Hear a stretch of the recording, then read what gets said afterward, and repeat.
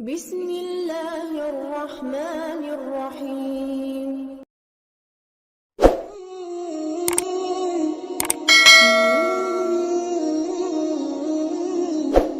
رمضان المبارک کے آخری عشرے کا اعتکاف نبی پاک صلی اللہ تعالیٰ علیہ وسلم کے مقدس طریقوں میں سے ایک بڑا خوبصورت طریقہ ہے۔ قرآن مجید نے ارشاد فرمایا، میرے گھر کو خوب صاف ستھرا کرو، طواف کرنے والوں کے لیے اور اعتکاف کرنے والوں کے لیے اور رکوع اور سجود کرنے والوں کے لیے۔ نبی پاک صلی اللہ تعالیٰ علیہ وسلم نے ہر سال رمضان المبارک کے آخری عشرے کا اعتکاف فرمایا ہے۔ ایک سال کسی وجہ سے اعتکاف نہ فرما سکے تو اگلے سال 20 دنوں کا اعتکاف فرمایا۔ نبی پاک صلی اللہ تعالیٰ علیہ وآلہ وسلم نے اعتکاف کا جو مقصد بیان کیا وہ شب قدر کی تلاش بیان کیا۔ اعتکاف سے مراد یہ ہے کہ انسان سارا کچھ چھوڑ چھاڑ کے اللہ تعالیٰ کے گھر میں اس کی عبادت کے لیے، اس کو راضی کرنے کے لیے بیٹھ جائے، اور 10 دن جب وہ مسجد شریف میں حاضر رہتا ہے تو حضور صلی اللہ تعالیٰ علیہ وسلم فرماتے ہیں اللہ تعالیٰ اسے 2 حج اور 2 عمرے کا ثواب عطا کرتا ہے۔ اعتکاف کے اندر کچھ باتیں بڑی ضروری ہوتی ہیں، جیسا کہ انسان کو بلا ضرورت طبی مسجد سے باہر نہیں آنا، اس کو کوئی فضول بات نہیں کرنی، اس کو کوئی ایسا کام نہیں کرنا کہ جو شریعت اسلامیہ جس سے منع کرتی ہو۔ اس کے ساتھ ساتھ کچھ اعتکاف کے آداب بھی ہیں کہ اس نے 10 دن مسجد کے اندر رہنا ہے تو آخر اس نے کرنا کیا ہے۔ ہمارے ہاں لوگ مسائل پوچھ لیتے ہیں اور مسائل پوچھنے کے بعد پھر ان کی گنجائش سے بہت زیادہ فائدہ اٹھاتے ہیں۔ اس میں کوئی شک نہیں ہے کہ باہر سے آنے جانے والے آدمی کے ساتھ آپ گفتگو کر سکتے ہیں، ضرورت کے تحت آپ ٹیلی فون پر بھی بات کر سکتے ہیں، لیکن اس کو اگر آپ نے یہی کام کرنا تھا اور بہت زیادہ وقت اسی پر ضائع کرنا تھا تو پھر تو آپ پہلے سے باہر موجود تھے۔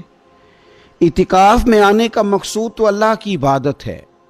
اعتکاف میں جب آپ آ گئے تو اس کا مقصد ہے کہ آپ کچھ دنوں کے لیے لوگوں سے کٹ کے اللہ کی بارگاہ میں حاضر ہو گئے، آپ نے اپنے رب کو راضی کرنے کا ارادہ کر لیا۔ تو اعتکاف میں ایک تو شوق سے آئیں۔ ہمارے علماء نے لکھا ہے کہ زندگی میں ایک بار تو اعتکاف کاری لینا چاہیے، اس پر توجہ ہو ہی جانی چاہیے۔ وقت ملنا تو زندگی میں پراپر طریقے سے تو بڑا مشکل ہوتا ہے، لیکن وقت نکال کے اعتکاف میں ایک دفعہ تو زندگی میں آ ہی جانا چاہیے، اور کسی کو ہر سال موقع مل جائے تو پھر تو کیا ہی بات۔ تو اعتکاف کے اندر جو کام ہم نے کرنے ان میں سب سے زیادہ اور سب سے پیارا کام یہ ہے کہ کثرت کے ساتھ قرآن پاک کی تلاوت کریں۔ نبی پاک صلی اللہ تعالیٰ علیہ وآلہ وسلم رمضان المبارک میں قرآن پاک کا دور فرماتے تھے حضرت جبریل امین علیہ السلام کے ساتھ، اور جس سال حضور کا وصال ظاہری ہوا اس سال حضور فرماتے ہیں 2 مرتبہ قرآن پاک کا دور کیا۔ 2 دفعہ حضور نے حضرت جبریل امین کو قرآن شریف سنایا اور 2 دفعہ انہوں نے نبی پاک صلی اللہ علیہ وسلم کو سنایا۔ تو بہت کثرت کے ساتھ قرآن پاک کی تلاوت کی جائے۔ ایک پہلو اور بھی ہے اس کا، اس پر بھی آپ توجہ کریں گے۔ قرآن مجید کو پڑھنا بھی ضروری ہوتا ہے اور صحیح پڑھنا سب سے زیادہ ضروری ہوتا ہے۔ تو اگر آپ کسی ایسی مسجد میں تشریف فرما ہیں جہاں آپ کے لیے بندوبست کیا گیا ہے تو کوشش کریں کہ وہاں قاری صاحب سے، عالم صاحب سے، امام صاحب سے آپ قرآن مجید کو سیکھیں، اور کوئی زیادہ مشکل نہیں ہے۔ پورے 10 دن آپ موجود ہیں، اور اگر آپ 10 دن پوری توجہ کے ساتھ قرآن مجید کے مخارج پہ لگائیں گے تو امید ہے کہ بہت حد تک آپ کو قرآن مجید سمجھنے میں، پڑھنے میں آسانی ہونے لگی۔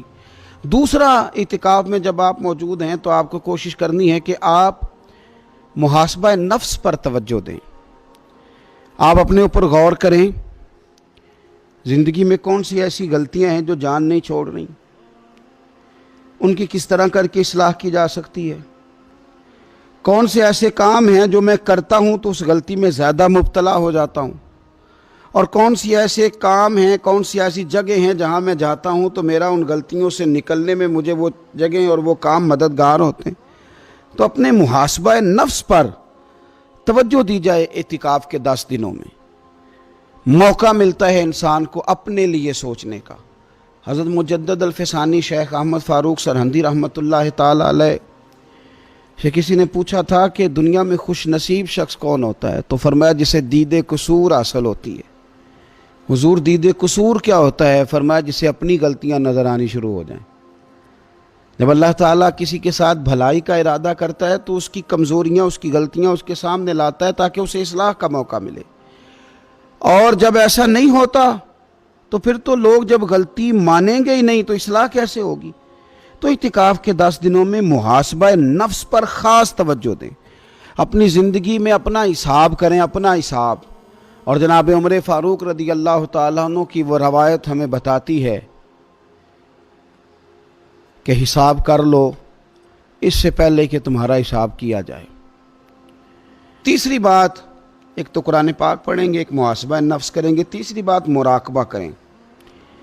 کچھ دیر کے لیے بیٹھیں، یہ غور کریں کہ رب تعالیٰ نے ہمیں نعمتیں کتنی عطا فرمائی ہیں، پھر یہ غور کریں کہ ان نعمتوں کے بارے میں، ان نعمتوں کے ساتھ ہماری عبادت کتنی ہے، ہمارا شکر کتنا ہے۔ زندگی اپنی کا حساب لگائیں، غور کریں کہ کتنا کچھ ہے جو ہمیں محنت سے ملا ہے اور کتنا ہے جو بغیر محنت کے ملا ہے، اور کون سی ایسی نعمتیں ہیں جن کا ہم نے شکریہ ادا کیا اور کون سی ایسی ہیں جن پر ہم نے کبھی توجہ ہی نہیں کی کہ یار یہ تو بہت بڑی نعمت ہے جو اللہ نے ہمیں عطا کی ہوئی۔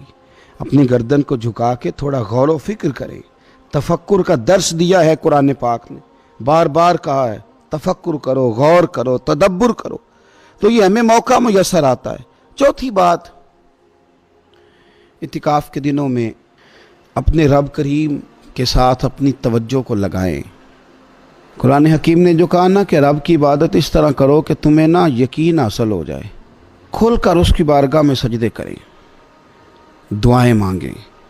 ہمارے صوفیہ فرماتے ہیں کہ ایک وقت آتا ہے کہ انسان کو خود اطمینان قلبی نصیب ہو جاتا ہے، اسے محسوس ہوتا ہے کہ واقعی میرا رب مجھ سے راضی ہے، اسے محسوس ہونے لگتا ہے کہ میں اپنے مالک کے قریب چلا گیا ہوں۔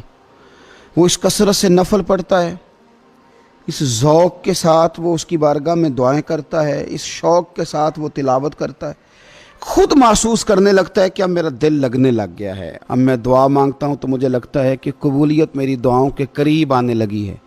اللہ نے ہمیں یہ موقع دیا ہے کہ ہم خوب اس پر توجہ کریں۔ پانچویں بات اعتکاف والوں کی خدمت میں یہ عرض کرنی ہے کہ پورے 10 دن ہمارے پاس موجود ہوں گے اور ہم نے مسجد میں ہونا ہے، تو کیوں نہ ایسا کریں کہ از اول تا آخر، صبح سے شام تک ہم ہر وہی کام اسی طریقے سے کرنے کی کوشش کریں جو طریقہ ہمیں رسول پاک نے عطا فرمایا۔ ہمارا کھانا پینا، سونا جاگنا، بولنا حضور کی اتباع میں لے آئیں۔ ہم ان 10 دنوں میں ہم پریکٹس کریں کہ ہم نے سنت کے مطابق، حضور کے طریقے کے مطابق سارے کام کرنے۔ آپ اگر یہ ارادہ کریں گے تو پتہ ہے مدینے والے محبوب علیہ السلام نے فرمایا جس نے میری ایک سنت کو زندہ کیا گئے گزرے دور میں رب اسے 100 شہیدوں کا ثواب عطا فرمائے۔ تو اتنا اعزاز ہے۔ تو ان 10 دنوں میں ہونا بھی مسجد میں ہے، ہونا بھی باوضو ہے، تو کیوں نہ سارے کام سیکھا جائے، پڑھا جائے اس سے پہلے کہ کھانا کس طرح کھانا سنت ہے، اور کس طرح بیٹھ کے کھانا سنت ہے، اور پھر کس طرح کر کے گفتگو کرنا حضور علیہ السلام کا مقدس طریقہ تھا، وہ کس طرح سے پھول جھڑتے تھے جن سے لوگ فیض حاصل کرتے تھے۔ تو اعتکاف میں اپنی مصروفیات کو ان 5 کاموں میں لگائیں۔ ایک تو تلاوت قرآن حکیم کریں، دوسرا محاسبہ نفس، تیسرا مراقبہ کریں، تدبر کریں، غور کریں اپنے اوپر بھی اور اللہ تبارک و تعالیٰ کی نشانیوں پر بھی، اور چوتھا یہ کہ کوشش فرمائیں کہ ہم اپنی عبادت کو، اپنی دعا کو، اپنے استغفار کو اس طرح کا بنائیں کہ ہمیں محسوس ہو کہ قرب الہی کے جانب ہمارا سفر ہے۔ اور پانچواں، ان 10 دنوں میں سنت اور شریعت کی وہ ساری چیزیں جس کا دین ہم سے مطالبہ کرتا ہے، اب تو ہم بالکل دنیا سے ایک سائیڈ پہ ہو کے بیٹھیں، اب تو اس طرف توجہ کریں۔ اللہ تعالیٰ سمجھنے کی توفیق عطا فرمائے۔